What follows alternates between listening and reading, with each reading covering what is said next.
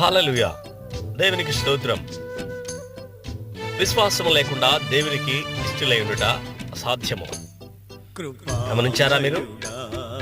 హెబ్రీయులకు రాసినటువంటి పత్రిక 11వ అధ్యాయం 4వ వచనంలో రాయబడింది, విశ్వాసమునకు కర్తయు దాన్ని కొనసాగించేవాడైన క్రీస్తు వైపు చూచుచు మన ఎదుట ఉంచబడినటువంటి పరుగు పందెంలో ఓపికగా పరుగెత్తుము. గమనించారా? హల్లెలూయా. గమనించండి, యేసు అనగా వాక్యము. వాక్యము మన చేతిలో ఉన్న బైబిల్ గ్రంథము. ఎవరైతే ప్రతి దినము వాక్యం చదువుతారో, ప్రతి ఉదయం, ప్రతి మధ్యాహ్నం, ప్రతి రాత్రి వాక్యాన్ని నెమరు వేసుకుంటారో వారిలో విశ్వాసం పెరుగుతూ ఉంటుంది. విశ్వాసం ఆయన మీద కలిగే కొరకు రోజు ఆయన మనలోకి వస్తాడు. మనం ప్రార్థించినప్పుడు అడిగిన వెంటనే కార్యాలు చేస్తాడు. గమనించండి, ప్రతిదినం వాక్యం చదవటం మొదలుపెట్టండి. ఈరోజే